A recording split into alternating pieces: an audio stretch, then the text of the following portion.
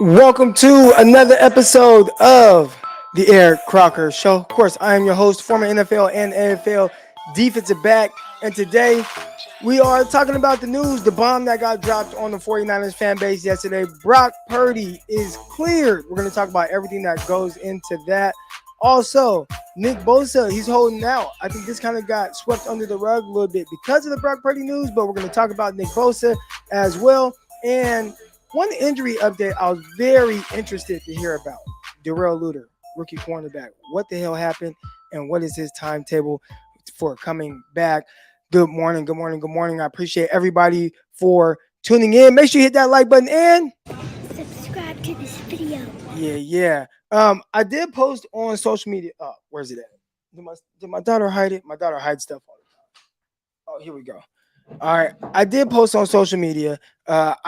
And thanks to a lot of y'all as well, for voting. I won the 49ers Media Madness, the first annual one. So shout out to everybody that helped kind of contribute to that. And my guy, Rob Stats Guerrera, he's the one that put this thing on with his new network. He has the Gold Standard Network. So make sure you guys follow that on Twitter, on YouTube, all that good stuff. But they had this big time kind of voting, and it included everybody. I mean, when I say everybody, I mean any person that is a media member of the San Francisco 49ers, even the big dogs. It was cool. Everybody was there, and it was like a March Madness bracket, and y'all voted a lot for me because I came out on top, number one, which I also said that not saying, oh, like, man, Croc, you don't deserve it. I don't want to say I don't deserve it, but I think there are a lot of people that do a lot of really good work for the 49ers. They really go out of their way to make sure that they bring y'all the best, not just content, but best information possible. So obviously I do Locked On 49ers daily with myself, Brian Peacock. We come on here, we talk. I think the thing that people really like respect about me is I keep it a buck. I'm gonna keep it real. And really overall, I want when y'all are on with me or y'all hear me talking, it's really more so about just having a conversation with somebody. And I think it frustrates me sometimes when I feel like the interaction I'm getting back isn't like a genuine conversation that we would have in person. That's the part that kind of annoys me the most. But aside from that, I really enjoy talking just 49ers football with y'all and football period. Because like I said before, obviously I'm a 49er fan, but I'm a football fan first. I love football. I love talking football. And I think you guys make it very fun. I love it very fun. So shout out to everybody that voted and got me to win this trophy. The first annual Media Madness 49ers trophy. So that's what's up. That's what's up. Appreciate that. Man, we got some big stuff to talk about. I guess we start kind of with some of the house cleaning news, and then we'll obviously get to Brock Purdy and his situation with being cleared. But Darrell Luter, he was a guy who was starting training camp on PUP, rookie out of South Alabama. 49ers drafted him in the 5th round, and I was very interested to see, all right, Darrell Luter, like, is he going to be able to make a run to be a starter?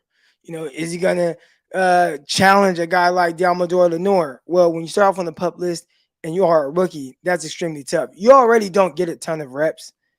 And it was fun to hear them kind of say that about Brock Purdy and as well as Luter, because you're kind of at the end when you're on the 3rd string. But they said mentally he's sharp. He was a step ahead from that standpoint, and that definitely helps. But having that hyperextended knee injury and starting on PUP, which he can come off a PUP at any time, I think that it kind of sets him back just a little bit in that battle because you leave the door open for other guys to make more of an impact. And it was cool to hear a soundbite from the Tim Kawakami show with Kyle Shanahan because he spoke about that as well. I think, and we'll dive into the Brock Purdy, the Trey Lance, that whole situation. But there are a lot of people that believe like, Trey Lance, they're doing them dirty. I don't think they're doing them dirty, but like, bro, you got hurt week 2. And Brock Purdy came in and he did an exceptional job. And the injury left the door open for another guy to, put out there what he could do. And he showed up, showed out.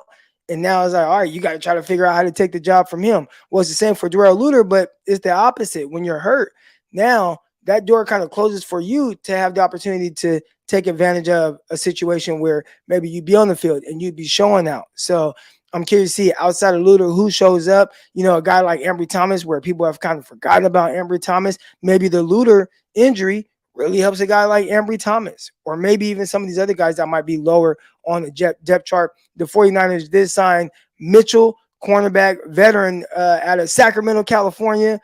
And, maybe it opens up an opportunity for him. I don't know if anybody's expecting Mitchell to make the roster, but this is a guy that has played a lot of football, started. I want to say he might have got the interception off of, did he pick it off? The interception off of Trey Lance in the Texans game. Either way, he started in that game. So this is a guy that played a whole lot.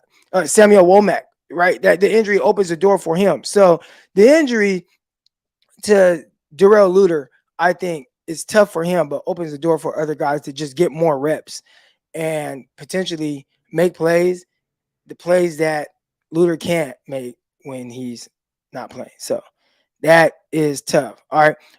The next news, you got Nick Bosa. He's holding out.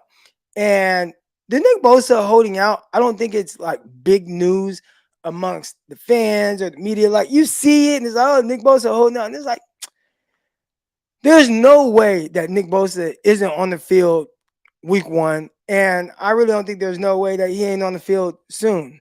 I mean, this is a guy who the 49ers are going to prioritize as arguably their best player on the team. They're not going to let a contract dispute hold him out for any portion of the season. Now, I know there are a lot of people that, think, well, how can you hold out the new CBA? There's something with guys that have like a 5th-year option where they can hold out without losing out on $50,000 a day. Which I know we're thinking like $50,000 a day, getting fined $50,000. Like, bro, that's crazy, right? But whatever it is, it allows those 5th-year option type guys the ability to hold out for a new contract. So Nick Bosa, he's a guy who's up for contract. He's holding out. I do not expect this to be something that gets carried out throughout the season. I'm not worried about it at all. I would say on the worry meter, I'm at like a 0 out of 10. I'd say 1 out of 10 because we did see the contract negotiations get a little weird with his big brother Joey. So we do know that the Bosas, they're gonna really hold out for what they deserve, and the 49ers have done a really good job of taking care of their guys. So I don't expect this to be any different. He'll be ready and he'll be active. Now, the one thing I will say about Nick Bosa, and when you talk about not being worried about him, like even being there, it's very rare you find people that prepare the way that Nick and his brother do. I don't know where they go and they train when they head back to Florida, but those dudes, however he shows up, he is ready. Now, the injuries, especially to his brother, that's kind of slowed him down a little bit. Joey Bosa are one of the best edge rushers in the league. But the injuries have kind of slowed him down just a little. And you hope that that's not the case with Nick. Obviously, towards ACL year 2, but he's bounced back, played in pretty much every game since then and before then. So injuries isn't something I'm truly worried about. Those guys prepare, a very certain specific way to prepare them for the rigorous season in the NFL. But yeah, Joey, I think Madden has him at like a 91 overall. And I don't want to say we're, taking Madden ratings as Bible, but it is interesting that he's 91 overall, but he's one of the better guys. He's just kind of the injuries, I think, have kind of knocked him down just a notch. Just a notch. All right. We got people funneling in here. Hope everybody's having a good morning. Hope you guys, got a little workout in, said your prayers, ate some breakfast and some good breakfast, man. Load up on some protein, some eggs and stuff like that. Really helps with the, stimulation of the muscles and all that good stuff. All right. And eating good really helps everything. I've been eating a lot better and man, I feel good. At 36 years old, this is around the age where I'd say really at the start of 30, everybody's like, oh yeah, stuff starts hurting more. Well, stuff starts hurting you because you probably don't work out. Like I feel great. I feel much better right now than I did probably at this point last year. So we got the link in the chat. We're gonna talk Brock Purdy, and then I'm gonna bring people on. But go ahead and filter in to the chat and onto the live stream if you want to come on live as well. All right, but before we do that, let's get into Brock Purdy, and he's clear. So I have my little handy dandy notebook. All right, shout out to all the Blues Clues babies. All right, Brock Purdy cleared with no restrictions. Now, he's cleared with no restrictions from a physical standpoint. And I saw a lot of people kind of taking these victory laps. It's like, did anybody really think I mean, at least on this show, we didn't think he'd be out week one. I would say the only time I really thought he'd be out week one was when his surgery kept getting pushed out further and further and further. And we're doing like the math on we're doing the math on it. And I'm like, okay, they're saying it's a 6-month recovery.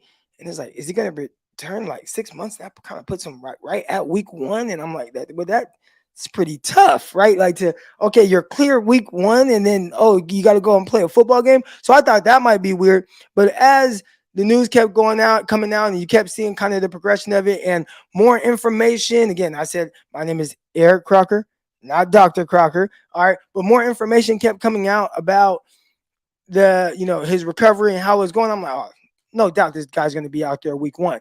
Now, the only thing I was worried about from that was it still felt like he was going to be cleared, let's say, a week or two prior to week one. And was he going to get any live action? Was he going to be able to, play in any preseason games? We came on here and we asked, like, he's going to be cleared, but will he be able to play in that last preseason game? We had a whole segment on, should you play him week one against Pittsburgh without playing him in any preseason games to have that live action, and your first live action be with TJ Watt on the other side, right? Like that was a conversation that we had in here, and most people weren't too worried about it. There were some people that were like, that's tough. Like you want to kind of play him in that preseason game so he can get a little, more acclimated to the speed of the game. But clearly, as DeMarcus Dixon came in here and said, clear 1.5 months ahead of schedule. So we did expect him to be clear prior to week one, but I did not believe that he would be cleared this early. So Brock Purdy cleared right now, and they say no restrictions, but they have put their own personal restrictions on whatever the plan was that they were going to have for him. And listening to Kyle Shanahan and John Lynch speak, the restrictions that they're putting on him is he won't practice for 3 straight days. So I believe the 49ers start practice today, which is Wednesday, the 26th of July. Training camp starts today, first practice. He won't be out there. Tomorrow and the day after that, he will be out there. Now, and they have done this with a slight little caveat. All right. He will be taking the first team reps. Now, based on who you talk to, they heard that different ways. So again, I love coming on here and having a conversation about it. All right. How do you take it? What did you hear? What did you think? I have heard some thoughts on the Kyle Shanahan on the Tim Kyle Comedy Show. I thought I had the Athletic, but I guess I don't have the Athletic. And I don't know, but Kyle Shanahan was on the Kyle Comedy Show. All right. So I wanted to listen to it this morning before I came on here so we could discuss that interview, but I wasn't able to. Anyways, people have heard it different. All right. So we're going to go over the different ways that people have heard it. I heard, and not even just heard yesterday when they were talking, but we've heard all along that Brock Purdy is, if he's healthy, he's getting first team reps. Now, you can dive into that in multiple ways, but ultimately, I don't think that comes as a shock to anyone, right? It's if Brock Purdy is healthy, he's getting the first team snaps. Now, and when I say first team snaps, like, oh, that's the starting quarterback, right? Like Brock Purdy's going to come in. He's going to be the first guy to take snaps, and you would assume that's your starting quarterback. If he never took a snap during training camp and was ready for week one and he's cleared, we assume that Brock Purdy would be the week one starter. Like I want to make sure that we're very clear with that, and I don't think there's any misconceptions on that as well. All right. Now, the people that are diving into it a different way are saying that Brock Purdy will get the first team reps when he's available, when he's practicing. All right. But that does not mean that he is 100% guaranteed to be the starter week one. All right. So let's kind of dive into whatever the hell that means. The way that I take it, and this is just the NFL in general, and maybe the way Kyle is thinking about it, and maybe the way John is thinking about it. All right. They are more than comfortable. All right. I don't even know if comfortable is the word to use. I don't think that's the right word to use. But they are more than comfortable, or they feel excellent or great about, hey, if Brock Purdy is our starting quarterback, we are in a really good spot. And we love everything that he put on film. And the more we watched it, we became more and more encouraged by what Brock Purdy did out there. And man, if he's our starting quarterback, we are 100% great with that. It did sound and feel like the door is slightly. Let's see if I can show my door right now. Hold on. See that slight crack in my door? All right. Slight crack in my door. Oh, get that back. All right.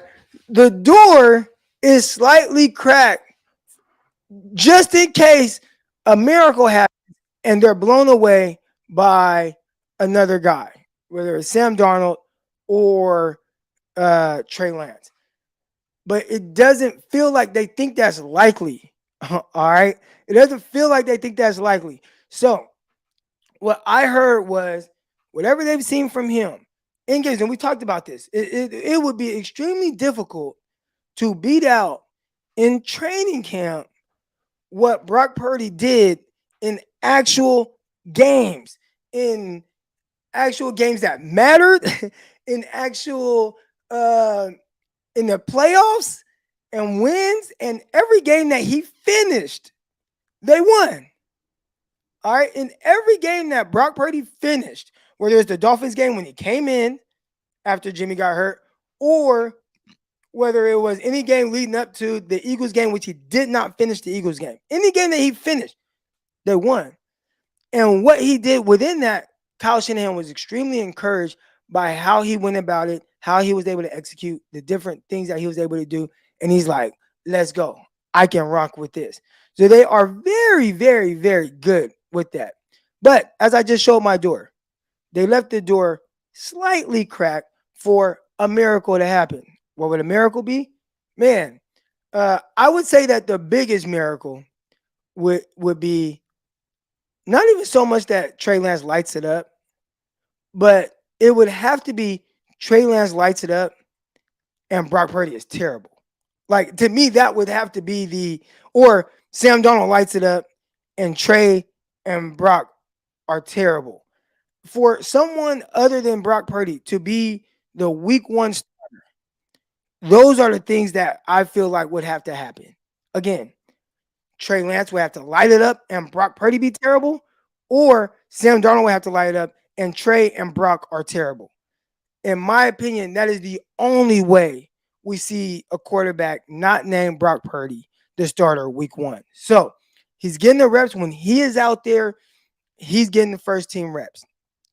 Unless somehow someone takes it from him, which Kyle Shanahan, and I would say most of us, agree that that would be extremely difficult. Not impossible, but very difficult. So if you are a betting man right now, you would put your money on Brock Purdy. Actually, you probably wouldn't. If you're a betting man, you take the odds, which the odds are in betting terms is probably like Brock Purdy minus 200 to start week one, where Trey Lance is probably like plus 1,000. And anybody that knows plus 1,000 for Trey and plus 2,000 for Sam Darnold, you don't really have the expectations to win the job.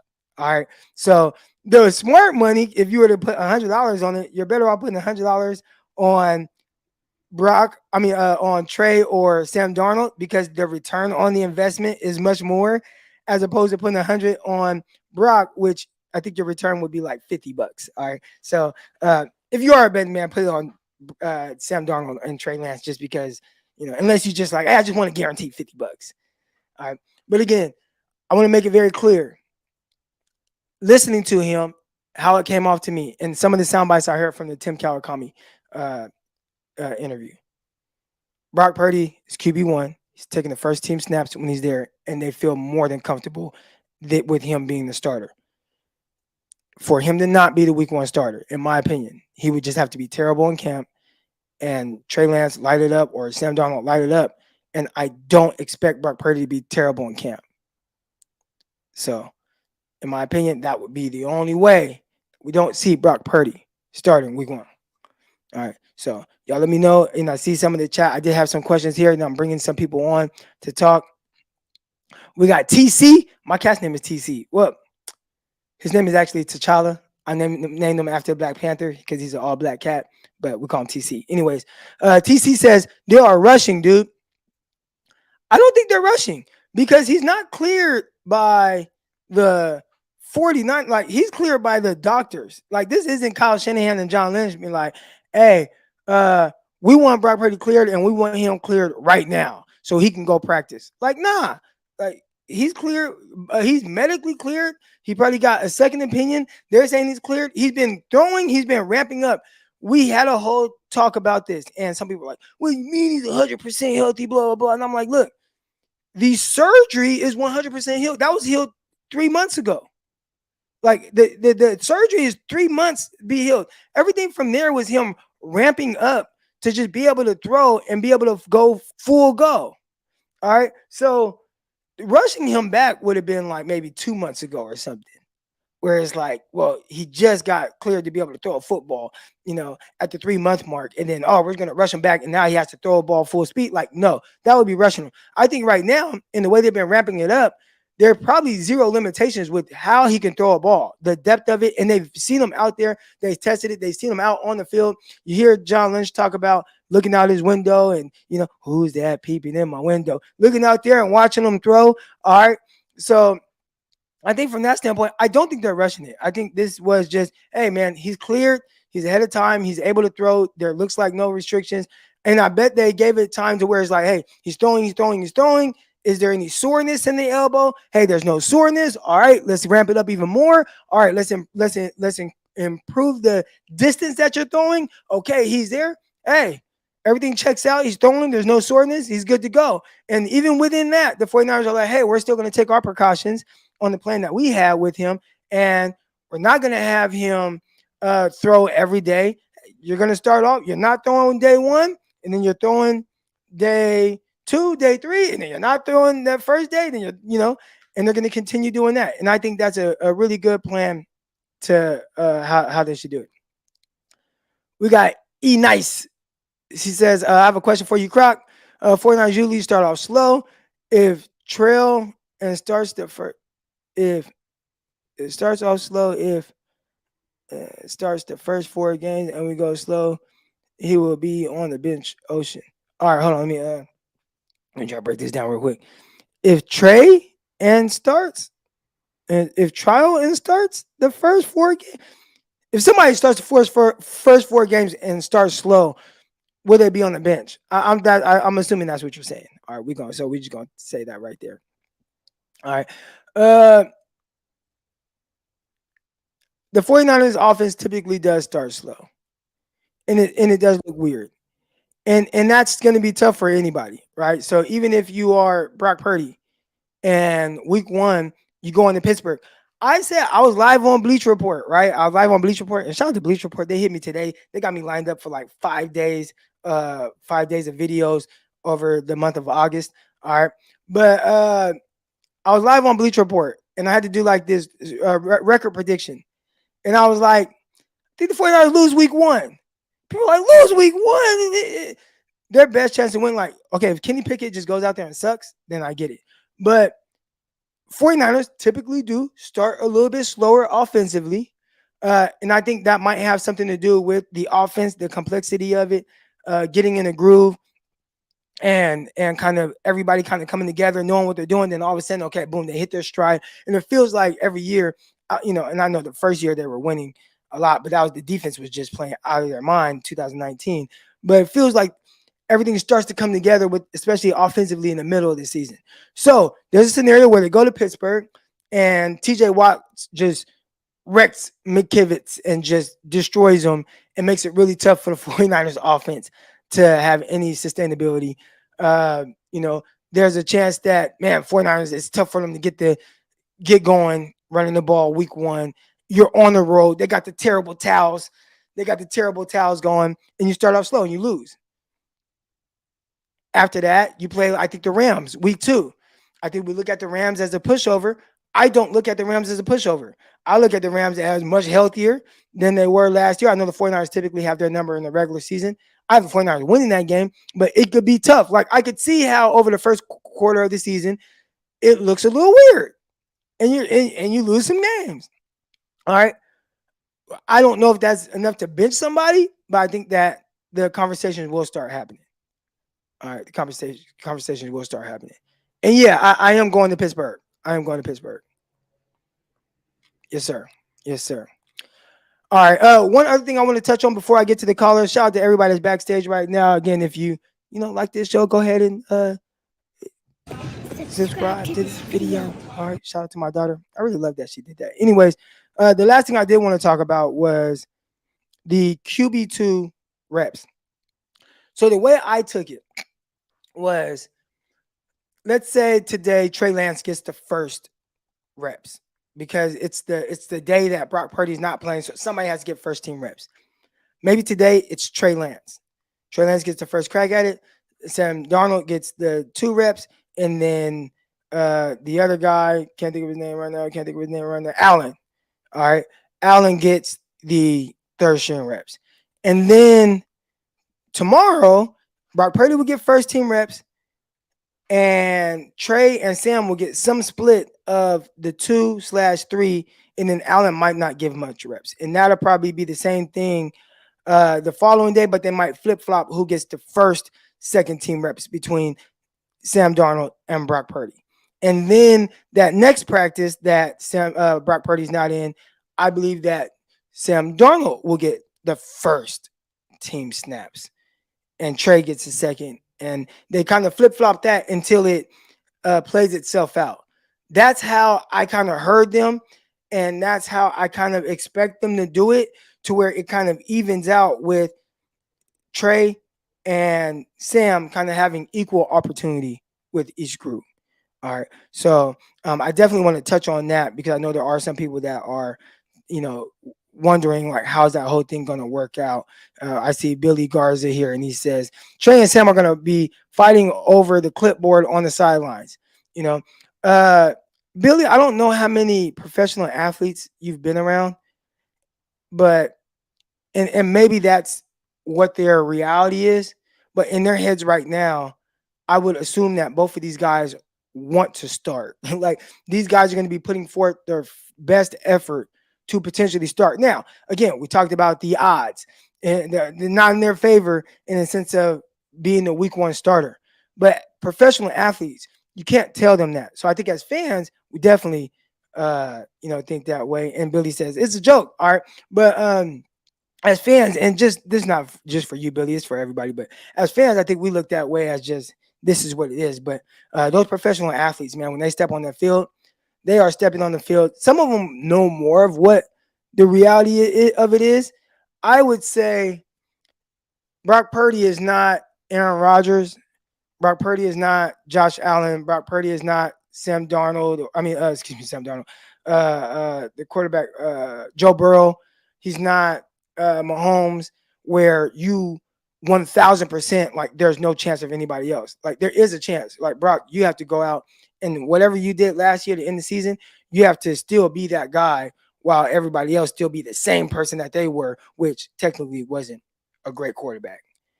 But if they step their game up and their ball and they're doing what they're supposed to do, and Brock, you're not where you were last year, then that can create some conversation. All right.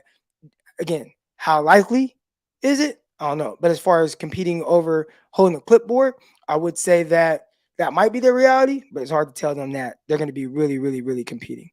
All right. Jesse says these jokes made about Trey and it's acceptable. Yeah. Yeah. I'd say I had got a comment about Trey Lance or I said I'm rooting for the underdog and that's just how I naturally am. If I'm watching a game, I like to like root for the team that people don't think is gonna win, or a lot of time fight. Unless I just have a horse in that fight or a dog in that fight. Typically, I don't. And when it comes to the 49ers, they're all my dogs. All right, so I don't care as much. But I think the way that Trey Lance is talked about, that makes me root for him. So he's talked about as kind of this incompetent quarterback that uh, shouldn't take a snap as a 49ers quarterback. And to me, it's like, man, I hope he proves people wrong. Uh, do I care if Brock Purdy starts? Man, I love Brock Purdy to start too. Like, it's not, my beef isn't with him. It's how people talk about Trey. So I'm rooting for Trey, but ultimately I win in either scenario. Because if Trey Lance plays well enough to beat out Brock, which again, we don't foresee that happen. I have to keep reminding that because the comments, they'll kind of like try to twist my words. But if he does, then that's great for the 49ers and great for the fan base. If Brock Purdy holds on to the job as we expect and he plays well and he's starting, I think that's good for us as well. So to me, it's a win-win. But I definitely like to see the people that the guy that people count out. I like to see that guy do very well. I was happy when Alex Smith, and people forget about this. He played 6-7 years prior to Jim Harbaugh showing up, and the way that this was a guy, y'all remember, man, they chanted for David Carr, the fans in the game. They we want David. We want, like, they were booing Alex Smith off of the field. And Alex Smith had to go through a lot of adversity. He had to go through being benched for, was it Troy Smith? I remember the London game or something like that? And Troy Smith got the start, and I think the 49ers beat the Broncos or something like that. I mean, like, and I was rooting for Alex Smith to recover from that. And he did. And that was really cool to see. That was really cool to see how he kind of bounced back. And then obviously, he got the crack at it with Harbaugh, and then he went to the Chiefs and he played a lot. Like, that was cool, like, to see him resurrect his career the way he did. I don't even know how people would feel if they saw any quarterback here in their first year playing. You remember what his first year stats were? And he didn't play all the time, but he threw 1 touchdown pass and 11 interceptions. Team not great. I get it. But 1 touchdown pass, 11 interceptions. What would people be saying? We hear how they talk about Trey, and Trey threw had 6 touchdowns and 2 picks, and we talk about him like he's just this idiot, right? And Alex Smith, 1 touchdown, 11 interceptions. I get it, the team not great, but golly, I wonder what that conversation would be like right now.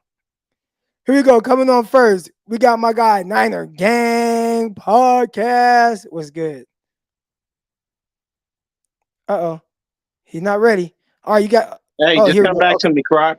Okay, I got you. You say you want me to come back to you? Yeah, just come back to me. All right, I got you. All right, here we go. Coming on now. And I have a hard out. I hate it with the hard out part. Like, I have to be out right at 7:30 Pacific. So we got 25 minutes. All right. I guess I can bring on multiple people at one time. No. I want y'all to be able to get y'all takes off. All right. So Niner Nerd Pod. What's good, Damien? How you doing, man? What's good, bud? How you doing, Crappy? I'm chilling. I take a quick break at the gym to catch the show. Oh yeah, I saw you on been, the man? machine. Let's go. So sorry I missed the last couple. I really am upset with myself that I missed the one with the Ghost of Judah, because that would have been a magical experience. So anyway, I know there's a lot of people taking a victory lap with this Brock Purdy thing. And I try not to puff my chest out too much, but there's only one person that came on your show back in May and told everybody that Brock Purdy would not only start week 1, but that he would practice in full with the team several weeks before the season started. Only one person said that. That was me. So it's not that complicated if you actually look at the injury and look at the timelines and stuff like that. Everybody keeps saying 6 months. It's not 6 months. It's 24 weeks. Okay. July has 31 days. August has 31 days. May has 31 days. We are actually not at 4.5 months. We are at 20 weeks as of Friday. He has 4 more weeks till full recovery, and all of that is a ramp-up process where he can throw with the team. It's not complicated, and it never was. Right. So I really don't understand all the confusion that everybody had about him. He's being rushed back. No, he's not. This is the normal timeline for this injury. I really don't understand why everybody wants to push him back because they want to see Trey. I do too. Okay, so one of the things I came on today to clear up was, like, I literally came on here and said I don't think Trey will be on the team this year. It's not because I don't want Trey on the team. It's because that's what the 49ers are telling me. By propping up Sam freaking Darnold, they're telling me that they don't see it with Trey. And that if he doesn't do it this offseason, he's not going to be on the team this year. The thing that Trey has struggled with is he doesn't do the basic quarterback stuff well enough consistently. He does all the special stuff, but that's like 3 throws a game. So Brock Purdy doesn't give you a ton of special. He gives you 1 or 2 special, maybe, but he does all the basic stuff well. And that's kind of been my take all along. But I want to make it very clear. I am hyped after watching that Trey Lance video because I want so badly for Trey Lance to be the starting quarterback and reach his full potential because that's the best option for the 49ers. If he beats out Purdy this season and plays this season and reaches his potential, the 49ers become, talk about juggernaut. It's insane. So anyway, just wanted to clear some of that stuff up. I don't want to take a lot of time up, and I got to get back to my workout. So I just wanted to come on here and say, man, you are a GOAT in this space, and you deserve your #1 ranking from all the people. And I just really appreciate this platform that you give everybody. So I got a pod dropping in about a week, working on graphics and stuff now.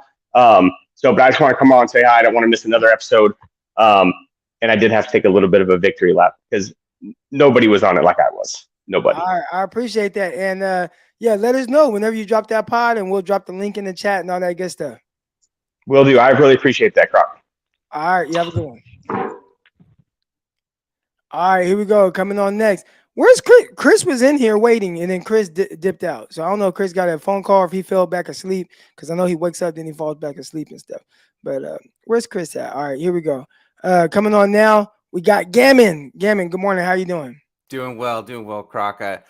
Hey, Niner Nerd, I gotta kind of walk you back because you had 2 predictions. One was that you did say that Brock would come back early and he'd be starting, but you also said that Trey Lance would be traded, which I don't see that one happening. So take a half a victory lap, I did want to talk about a couple things. So he wanted to go off with his predictions. I said a few months ago, I predicted, people for the sake of fishing for content would kind of cast out the idea that we'd be going after Kirk Cousins.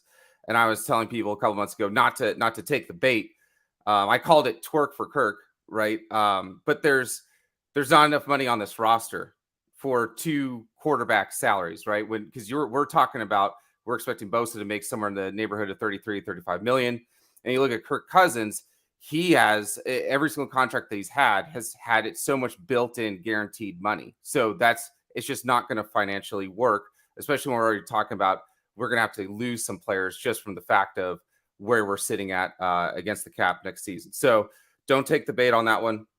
And I brought that up to also say this. During that same breath, I said, I also expected the 49ers would leave the week 1 starter position in limbo on purpose because it's more advantageous to force TJ Watt and that whole defense to prepare for 2 quarterbacks.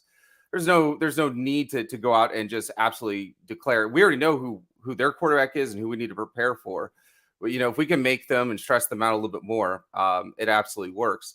And I want to talk about Kyle Shanahan's slow starts.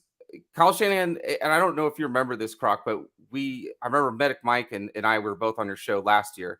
We were talking about how it just seemed we were complaining about how Kyle Shanahan doesn't really get into a rhythm. It takes him a little while in games to get into a rhythm. And his predictable play calling on 1st and 2nd down are just very, very apparent. And we were waiting for him to kind of switch it up. And then bam, like all of a sudden it seemed like it took a while. We even had Jimmy Garoppolo, kind of mouthing out, these plays effing suck, and they were just, I could almost tell you if the 49ers were going to run or pass on 1st or 2nd down, it was just super. I don't know why, but it was really telegraphed. And I do think that we're gonna be starting off slow this season too. One of the problems is that when we're going up against the Steelers, they are second in the league as far as starting off in cover 3 at 51.7%, only trailing the Miami Dolphins and actually ahead of us. We're third as far as on first down for that. But they that's really, really good against a spread run kind of offense, which is what we're going to try and do. And so I do think that we're going to start off slow. I think our defense it's going to be a low scoring game, but yeah, I think just because of that, like what you said, that we even though in 2019 we got off to a fast start, but it was really, like against the Bucks, it was those pick sixes and everything else. It was just kind of that way. But if it's a slow starting game, if it's a low scoring game, who does that favor? 49ers or Pittsburgh? And then I'm gonna get to the next caller after you answer that. Okay. I would say, gosh, I don't know about our kicker. Let's say the kicker is just who he was at Michigan. Yeah. I'm just for the sake of not getting blown up by chat, but I'm gonna say San Francisco. But I mean, man, you can't say San Francisco then, but San Francisco. I think it's gonna be a tighter game than a lot of people realize. But I just think that Kyle Shanahan doesn't really get into his bag. He doesn't get into a rhythm. And I think he's going to start off slow. And if he kind of does that and he telegraph that, I mean, the Steelers are one of the best in their cover 3. So, yeah, I'm just going to kind of leave it at that. I think that the 49ers pull it off. It's going to be I feel like you're talking yourself into saying 49ers. I am, because also, too, the other thing is that the 49ers on week 1, like I want to take them every single week 1. But I never bet on week 1 because you never know what's going to happen. You never know what's going to happen. We're 4 losses, 2 wins on our week 1, and then even when we had the Judas Ghost, I was even saying, like, I just don't bet. I wanted to bet against the Bears because it just seemed like there's no chance that the Bears had the talent to even be on the field with us. But week 1 is so wonky. You just really can't. We haven't really became a team yet at that point. So nobody's in rhythm. We're acting like they're already in midseason rhythm. But this offense, like you said, is very complicated. Kyle Shanahan's got to get in sync, in rhythm with his quarterback, and then that dictates his play calling. And that offensive side of the ball is just not there yet. So with that, I don't know with 100%. All right, good stuff, Gammon. All right, I'm gonna get you off and get to the next caller. Appreciate you for coming on. All right, shout out to my guy Gammon. I did see a really interesting question here. Where was it? Hold on. Oh, I don't want to read somebody else's response. Oh, here we go. Shout out to Texas Niner. He says, Croc, who is better, Ben Roethlisberger or Drew Brees? Me personally, I'm taking Ben Roethlisberger. I think Ben Roethlisberger was a scarier quarterback. I think Ben Roethlisberger, man, like we're talking about prime Big Ben, the mobility, the big arm, his ability to make the throw to all levels of the field. Everybody talks about the Steelers and their ability to identify receivers. I feel like a lot of it was just, they got identified receiver, but it's like, no, they got Big Ben. Like, and Big Ben made receivers a lot of money. Won multiple Super Bowls. I mean, this was a guy who, I'm going with Big Ben. And I'm not saying it ain't close, but I think a lot of people just think like Drew Brees, super efficient, yada, yada, yada. But it's like, give me Big Ben. Give me Big Ben. All right. Here we go. Coming on now. I got my guy, Chris Roscoe. Chris, I got a FaceTime from you. It was really late. I was asleep. And I have to be up early to train athletes at the gym. But you said, I saw your text message. You said Kirk Cousins is tough. What do you mean by that? Shout out to Kirk Cousins, man. Kirk Cousins is a real one. The more I watch Kirk Cousins on the show, I mean, I already know all his numbers, as you know. I know all his numbers.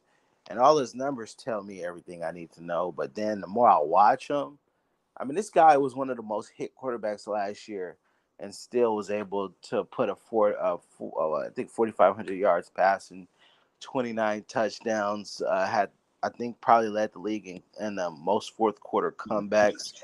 So the game went in dry. I mean, listen, man, just shout out to Kirk because there's a lot of Kirk haters out there who literally do not watch football. They just look at everything they'll tell you is he's a primetime quarter. He loses in primetime games, and he doesn't move the needle. But when you look at the numbers, when you look at everything, when you look at the team that he's played with, has not had a defense close to what Jimmy or Purdy had. It's just, man, shout out to Kirk Cousins, bro. That's all I gotta say. All right. I was kind of lost on some of these callers. Uh, I don't know. I mean, if you just look at the numbers with the Steelers, week 1, everything kind of pretty much favors us. I will tell you that the Steelers actually did run the ball extremely well in the second half of the season, and they were actually from week 10 to 17, they ranked third in run success rate, and they were so good that they brought, which they were ranked like 28th in the league, and from weeks 1 to 8. And then from 10 to 17, they were third. It brought them into a top 10 finish. So, but and I know their offensive scheme is like a split zone, and I know they like to run inside zone, and they run mostly out of 11 personnel. And the 49ers defense were number 1 in the 11 personnel versus inside zone. We only allowed 3.2 yards per carry. I just want to throw that little tad bit out there. I know you've been doing your research on them, so I know Listen, bro. I mean, you just see that, right? Listen. We don't want to make it too difficult. I mean, the Niners played in the monsoon last year. That can kind of explain why we lost the first game of the year. And then you go back to when we played the Cardinals, didn't have Brandon Ayuk or Deebo Samuel in the game. That explains another loss. Then, I mean, when Kyle Shanahan took over, we were, well, actually, no. It was this was going into a second year. We had Jimmy G. We lost to Kirk Cousins and the Vikings. I mean, I think the 49ers as a team was still growing.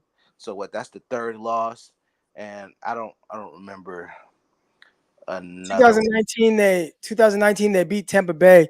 They got the 2 pick sixes, one by Richard Sherman, one by I remember the wins. I'm talking about the losses because those are 3 I just named. Those might be the only 3 losses. It's like they're probably 3-3. No. The Gammon said we were like 2-4. 2-4. Okay, hold on. 4 losses. I know we lost to the Bears. We lost to the Cardinals. Okay. We lost to the Vikings. And the Panthers, the 2017. Oh yeah, I mean our football team was trash. So yeah, we some of those some of those stats. I mean, like some of those numbers are just not. Some of those numbers are not really a real. It's just context, right? Everything matters. When we add the context in, I don't truly think the 49ers are really bad in starting off. I remember in 2021 we started off 2-0, and then we were 3-5. I know against last year. I mean, with the quarterback going down, with injuries starting to pile up early. That's and one of the and then not having an explosive running game where we struggled. That's another reason why we struggled. But I think the 49ers actually will start off very fast this year. I think we have a great opponent to start the season off. A couple of great opponents, the Rams and the Steelers. I think the Niners would. And then the Giants week 3, the chances of the Niners going 3-0 for me, it's probably like a 90%. What do you think about that, Croc? I'd put it at 85%, so slightly. Okay, I'll give you that. I'll give you that. But yeah, the Rams I have more. Okay, so I say this on paper: 49ers start 3-0. When you start to factor in like other things, like week 1 having to travel to Pittsburgh, the ability of TJ Watt to just make plays, the ability of their receivers to just make plays. Or receiver. Fryermuth, their tight end, good. Like, Minka Fitzpatrick, all pro, makes play. Like they got some ball players. So it's like with good coaching, like Tomlin is gonna have those boys ready. Like he's a good coach. So when I look at that situation, I'm just like, that's a tough game, week 1 on the road. Now I see E Nice in the chat and he says quarterback, yeah, Kenny Pickett. My guy, I got these names in my head right now, but Brian Peacock, he hosts a show with former NFL scout Matt Williamson. And Williamson, he's a Pittsburgh fan.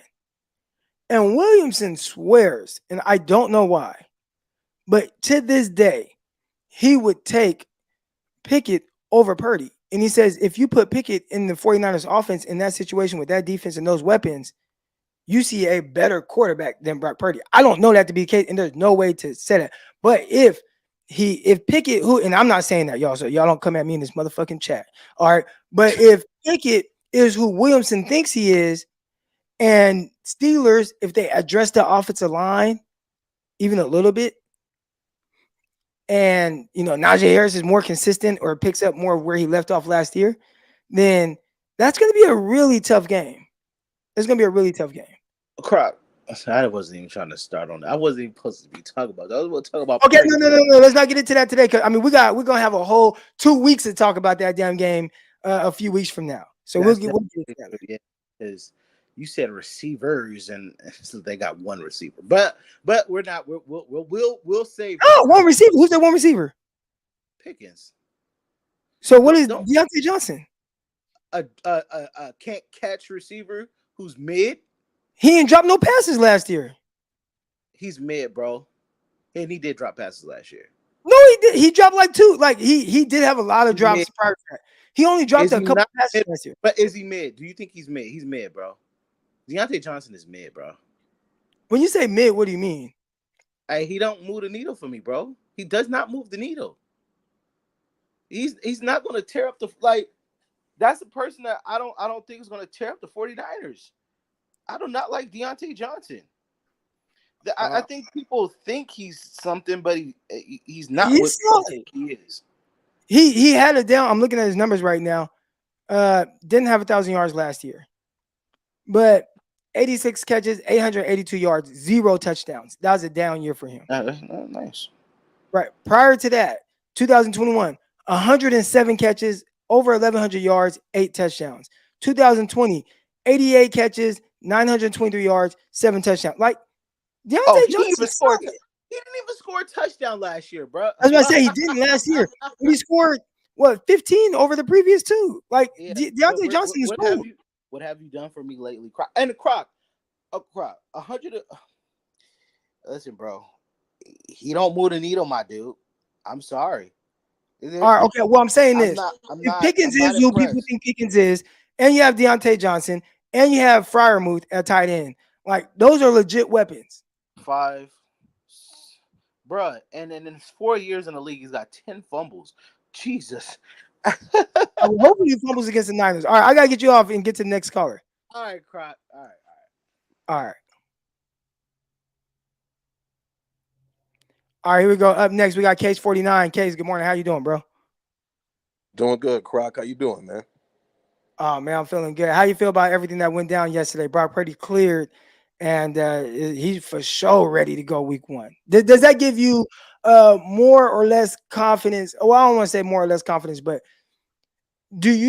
how did that change how you felt about week 1? It really didn't change anything at all, Croc. Like, to be honest with you, like, there was never an argument that if he was healthy, that he wasn't going to get first team reps in practice. You know what I'm saying? Right. Like, yeah, he's definitely healthy. He's ready to go week 1. But I don't know. I mean, I still didn't hear them say he's undoubtedly the week 1 starter, you know? So what did you hear them say? Because real quick, we talked about this a little bit, and I said, I did hear them say, man, if he's healthy, he's getting the first team snaps. And I'd say most of us assume that week 1, he will be the starting quarterback. But there were some people that kind of looked at it a little deeper and was like, well, he didn't say that 100% he's a starting quarterback, but it does feel like obviously like that's the way they're trending, and it will be extremely, extremely difficult for anybody to unseat him as a starting quarterback. But what was it that you heard? I agree with that. I agree with that. Extremely difficult.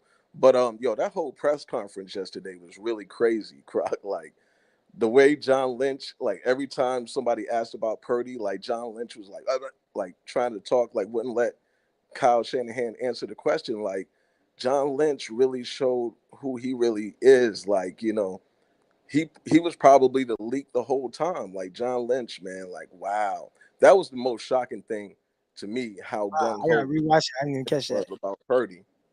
And it kind of made me think like back when Debo was having the contract disputes and stuff, that's who he was probably having beef with. John Lynch. Like, because it was like, and they was depending on Kyle's relationship with Debo to bring him back. But his beef was with John Lynch. I see that now. But Mm. anyway, like my whole thing was I never disputed that Purdy wasn't going to get first team reps when he's in there. Like Kyle said, when he's in there, he's going to get it. But Trey is going to get some first team reps too. There's a lot of unknowns that's about to we're about to really find out what the truth really is. I'm actually excited that Purdy is healthy 100%, is going to participate in camp, because now he has to compete as QB1. He came in last year and Kind of. I think you have to put compete in air quotes because I it's don't think always it. competition. It's always I think that he's only competing for QB1 if he comes out and it looks weird. But if he's anything like what they saw last year and they expect him to just continue to be that guy, then I don't think there's a competition. Come on, you got a 6'4", 225, third overall pick breathing down your neck. Okay, But is he breathing down his neck? I don't think that they believe he's breathing down his neck right now. Now, if Trey Lance comes out, let's say today you hear reports, and then I won't be there until Sunday. But today you hear reports, and it's like Trey Lance came out and lit it up, and then he follows up with that or tomorrow with whatever reps he gets because Purdy's going to be out there tomorrow. And you right, look on the field, right? And fans are going to be there. You're on the field watching, and you look at Purdy, and then you look at Trey. And if you start to think, and again, you can't undo what Purdy did in the regular season. You know what I'm right, saying? But if you're just watching those guys next to each other, which for the first time, people would just be watching those two, like one guy goes, the other guy goes. And if you're just watching with your eyes, and this is the part where I think I saw somebody in the chat say, a truck driver, or they said somebody driving in the car is like better than a lot of the YouTube guys or whatever, right? One thing that people don't understand, like, it doesn't take a lot to know what talent looks like.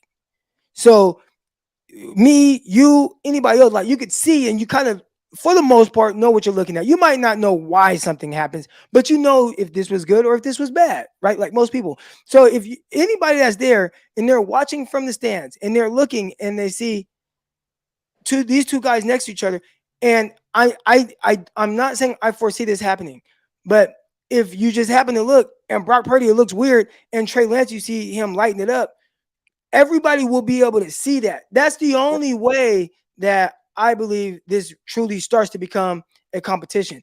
But right. again, I don't believe that Brock Purdy will be bad. But that's the only way it would be like a true competition. I don't think, as is right now in Kyle Shanahan's mind, I don't think that there's a competition. He's smart. Hey, let me leave the door cracked just in case it starts to look funny and these guys are closing that gap. But I don't think right now, if you just have me like, yeah, Brock Purdy's my starting quarterback. Right. Well, like I said, man, people were celebrating like it was week one tomorrow. You know what I mean? Like he was like Purdy's about to take the field. We got a whole training camp to go through, man. You know what I'm saying? He's on the pitch count right now. It's still a lot of practices to go through, man. And like you said, we're going to get the opportunity to see Trey and Brock side by side with CMC, with Kittle, you know what I'm saying, in practice and compare. I'm not going to say that Brock looks bad. My position has always been that, they came and took your job, Trey. So you're going to have to beat Brock out in training camp to try to get your job back. Because if he starts week one and he doesn't get injured, you might never get that opportunity. So my position has always been that he's going to have to come in and undoubtedly be the best quarterback in the room, to force their hand. That's always been my position, and it's still, that is still on the table. So I don't really feel any different. I was just really shocked by John Lynch. Like, wow, I didn't know he was like that, but it is what it is. You know what I mean? People show you who they are, you got to believe them. So it is what it is. But Kyle, he had another interview later on, and he spoke more in depth about how he really feels about the quarterback situation. And he does understand that he invested heavily in Trey, and he understands that Purdy, he earned everything that he has right now. So we're gonna see, man. It's a lot of unknowns right now. Like I said, we're gonna see if Purdy is really better than Trey, because they're gonna have the same weapons at their disposal in training camp. And people can celebrate, run victory laps, and act like week one is tomorrow. But I would just say, just let's take it day by day. Let's just see how it goes. Let's watch. I'm happy Purdy is healthy. I've always wanted that. Now we got four healthy, decent starting quarterbacks. We definitely going to be able to trade one, so I'm happy about that. Probably going to get something back for it. So, yeah, it sounds like Sam Darnold might be on his way out, though. He might be traded. He was Kyle was talking about how he was only brought in because they wasn't sure whether Purdy was going to be ready, for camp or ready to go at all. So they didn't know the situation of his healing. So that's why they brought him in. It was free agency week one. They brought him in. But now Oh, he's no, I saying, feel like when they brought him, maybe that's in case I got to get to the next caller. But so I appreciate you coming on. yeah, no doubt. Peace, man. I think they like Sam Darnold. That's how it comes off to me, that they really like Sam Darnold. So that was why, just hearing how they spoke about Sam, obviously like the situation with Brock. If I was Trey Lance, like, man, trade me, even if you only get a ham sandwich in return. All right, I want an opportunity somewhere else. We'll see. We'll see. Maybe he does get a legit opportunity, but I think it'd be tough. Last caller. Oh, actually, hold on. Let me get to the super chats real quick. CJ, appreciate it. Congratulations on the award, Croc. I hear you, man. Got my little award. I thought maybe it would say 49ers Media Madness. Not yet. Maybe on their next award, they could put that on there. All right. Dylan, 100 people in here. 38 likes. Let's do better, man. Yeah, hit that like button. We got Chris. Deontay Johnson's best game was 98 yards. What was Brandon Ayuk's best game last year? Hold on, let's see. Brandon Ayuk stats. Brandon Ayuk. Okay, hold on. Game log. All right, here we go. Last year he had one game over 100 yards, and it was 101 yards. That's Brandon Ayuk. One game over 100 yards for Ayuk. So, 98 yards was his best game. 103 more yards was Ayuk's best game. So, I don't know. All right, we got Steve here. He said if Purdy comes out throwing eggs the first three games, how do you think Kyle Lynch and the fans base will react? It's better to start with Trey and go back to Purdy. I think starting with Trey and going back to Purdy would probably be the easier thing to do in the sense of like if somebody's going to start bad or not. But yeah, I mean, how everybody's going to react. Same way they would if it was anyone else, whether it's Trey Lance or Sam Darnold or Brock Purdy. You start off slow. We understand how this fan base is. So they're going to react exactly how you think they're going to react. Like, next. All right, real quick. Here we go. Last caller coming on. We got Dion. Try to go to Dion first. We got a couple minutes and then I got to get out of here. I got to prepare for this session, private session right now. But what's good, Dion? Oh, you're on mute. Been hearing everybody talk, man. Shout out to everybody that came on and said their piece. I've said this before. I'll say it again. Kyle just told y'all yesterday that Brock Purdy is your week one starter. There's no doubt about that. If you look at the history of Kyle and you pay attention to how he talks and what he says and how he moves, what did Kyle say when we first drafted Trey Lance? It'll be really hard for him to beat out Jimmy. what did he just say yesterday? It's going to be really hard for anyone to unseat Brock.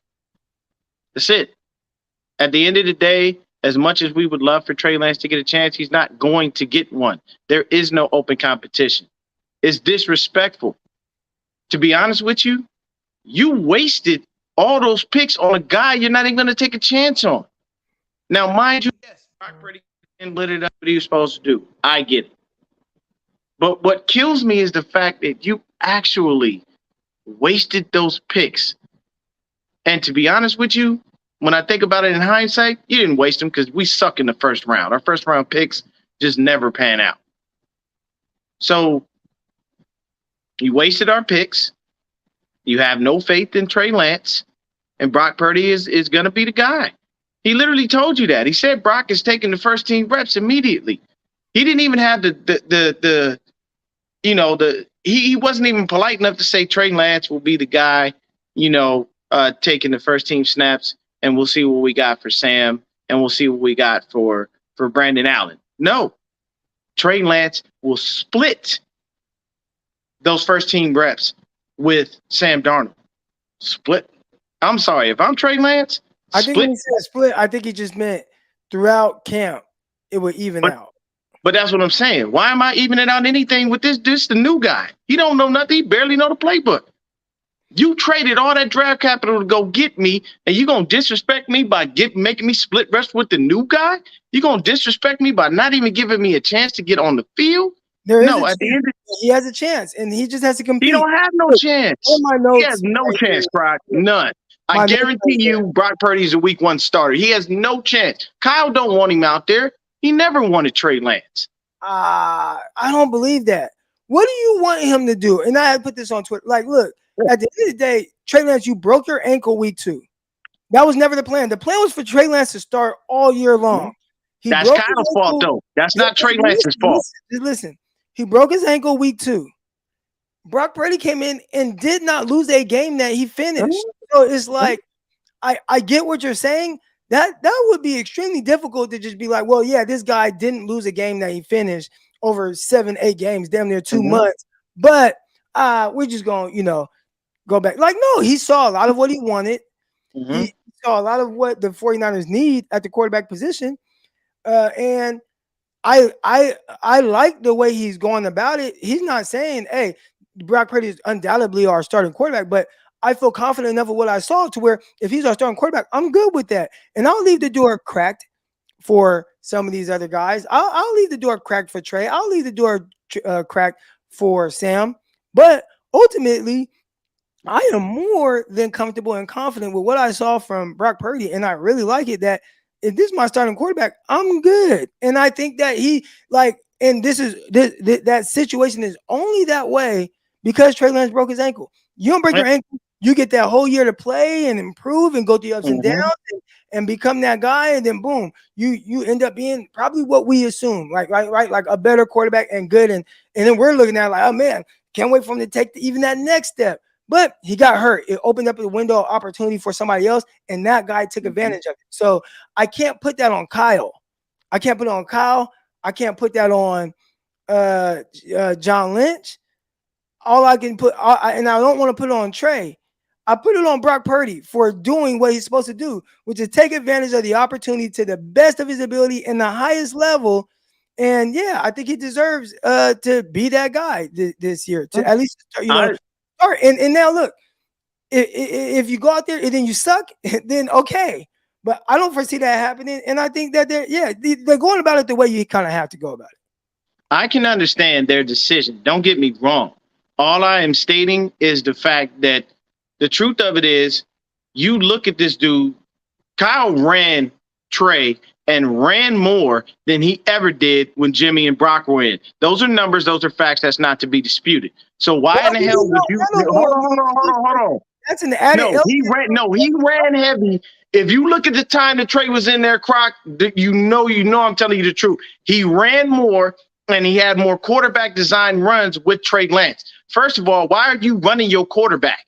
You should have your quarterback be. But what I'm saying is make that his last option. Make him grow into the quarterback that you want to be. You can't do that and run him into the ground and then say, oh, you broke your ankle. Oh, well, now the new guy gets, has taken your job. I'm not saying Brock didn't earn anything. And I'm not saying Brock shouldn't start. He should. He earned it. Kyle gave it to him. That's fine. But at the end of the day, Kyle never had any faith in Trey Lance. And he never wanted him. And you can tell because look how you easily unseat him to give it to Brock. And then what does everybody else do in the media? They jump on Sam Darnold's nuts as if Sam Darnold is somebody. He's given us 55 games of trash to show that he's worthless. But everybody says Sam Darnold over Trey Lance. If I'm Trey Lance, trade me, let me go somewhere where I can play and I can win. Preferably send me over to Washington where we got Magic Johnson as a minority owner, where we have Eric Bieniemy as an offensive coordinator. Let them build around me because I know at least they'll have some faith in me. But that's just the case. Trey Lance has no chance of winning that starting job at all. The door ain't cracked. It's slammed shut in his face, and everybody knows that. So here's the thing. If it's slammed shut, it's because Brock Purdy played that well. Yeah. I don't even think it has to do with, oh, Trey Lance, we don't think he could be good or any of that. It's Brock Purdy played so well that it shut the door on the other guys. I don't think it has to be look, I'm not once again with his thoughts on Trey. Here's the reality of it as it pertains to Trey Lance. All right, Kyle Shanahan, we understand that he wants his offense run a very specific way, right? Timing, rhythm, precision. Those are things that Trey Lance has to improve at. And if you can't do it exactly that way, because Kyle is a control freak, then he's going to create this drastically different version of his offense for you to do it this way. And it includes a lot of running until you become more of that efficient. Because look, I see somebody, Trey can't hit a check down. Yes, he can. Trey can make, there's not one throw he can't make, and there's not one throw that he doesn't make. But can he do it consistently enough and quick enough for Kyle? And that's going to take more reps. I assumed it would just take more in-game reps, right? But the fact of the matter is he's not quite there yet. So if he's not, but you have this guy doing all those things that you want him to do, and I don't even think it's about Kyle never wanted Trey. He wanted Trey. He wanted to add an added element to his offense, and Trey has flashed all the things that Kyle wanted him to be. Trey has flashed. I can do those things. Can you do them consistently? Because that's what it's going to take at the NFL level. I don't think he's there yet, right? And I think maybe last year, throughout that year, he could have gotten there. And we'll never know. And we may not ever know now, at least with the 49ers, because of what Brock Purdy did. But I got to get out of here. We're going to be back on tomorrow morning. All right. And we're going to talk about we'll get it. And everything. All right. Shout out to everybody in the chat right now. Man, we got to drop the air horns, man. I thought that was some good stuff. Again, my whole thing is not so much that I'm right, you're wrong. It's just having a conversation and taking whatever it is that we know. All right. Or I've heard, and everybody hears things a different way. Everybody sees things a different way, but I don't think we got Bomber T in the chat. We see Trey differently, or at least to the extent of it. And I think that Kyle is can you just be more consistent with doing like these things? And improving your mechanics will help. So let's hope that, and again, when I say let's hope, I hope everybody's good. All right. I hope everybody's good with the 49ers, on the 49ers. But hey, man, like you worked a lot with Jeff Christensen. Will those things that you worked on carry over to practice and then to preseason and all that? And if it does, then hey, man, you give yourself a shot. And if I know anything about Trey Lance, that's all he's working towards. That's what he's working towards. At the time, everyone was looking for the next Mahomes. You know the crazy thing about the next Mahomes? And I had sent this to I sent it to my guy Haberman because he had asked me certain things. And I was like, the crazy thing is what they were saying about Mahomes. Everybody acts like just everything about Mahomes is all amazing conversation. No, when Mahomes took over, We're gonna look it up, and I'm gonna share this. All right. When Mahomes took over as a starting quarterback, he struggled out the gate in practice. He struggled out the gates in practice, and guess what? They didn't fluster. They didn't, waver or anything like that. They stuck with it. The good thing for him, he was able to play an entire season. Let's see if I can find that. Here we go. Like, what would the narrative be if this was Lance? Hold on. I'm going to show y'all this, and then we're going to get out of here. Do y'all see this title here? Let me zoom in for it, just in case people in the back can't see it. So go ahead and read that. What does that say? New Chiefs QB Patrick Mahomes has 7 INTs in 6 practices. This was him starting out. This is year 2, Mahomes. It wasn't all great. He went through ups and downs. He had to figure it out. Then he ended up being MVP that year. And I'm not saying that's what's going to happen with Trey Lance. But like, people throw out Mahomes and they say his name like he was just like, oh, this, you know what I'm saying? It's like, well, he had to go through it. You got to go through it. Some guys, you got to go through it. Some guys, you got to go through it. Unfortunately for Trey Lance, he has to go through it with Brock Purdy doing what he did. And that's unfortunate for Lance, but good for the 49ers. All right, real quick, got some chats here. Do you think teams figure out Purdy can't throw deep? I would say that even if, no matter how teams play, and we'll figure this out. Look, I don't know how they're going to do it, but I would say as long as Kyle Shanahan has the counter to it, they'll be fine. As long as Kyle has a counter, they'll be fine. All right. Mahomes did not have the pressure this team has. I say he did because he had to be better than Alex Smith. Alex Smith just came off of his best year. You know what I'm saying? Alex Smith came off of his best year. And they wanted to do better than they were before. So I would say that there was a lot of pressure.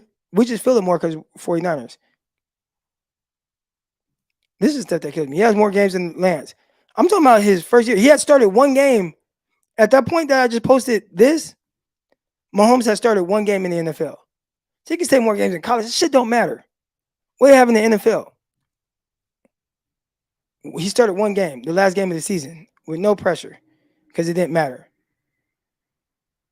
All right, so anyways, I hope everybody does well with the 49ers. I hope Trey Lance kills it. I hope Brock Purdy comes back. I hope he's healthy and everything's good. And it's going to be fun to hear everything coming out of 49ers and training camp today. And I can't wait to be there on Sunday. Sunday and Wednesday, I'll be there. Hey, and if anybody else has any tickets, holla at your boy. Man, I'm out of here way too late. I got to hurry up, run over to my gym and get this private session. Appreciate everybody for tuning in today. Had a great conversation. Have fun with all y'all. Dude did throw 50 touchdowns, but not before stinking it up in practice. All right. Appreciate everybody. Love y'all. Great conversation. Hit the like button and Subscribe to this video. Yeah. All right, man. That's going to do it for this episode. You can catch the audio version too. Spotify, Apple, all that good stuff. Where you listen to your podcast, it's all there. The Eric Crocker Show. I'm out. Peace.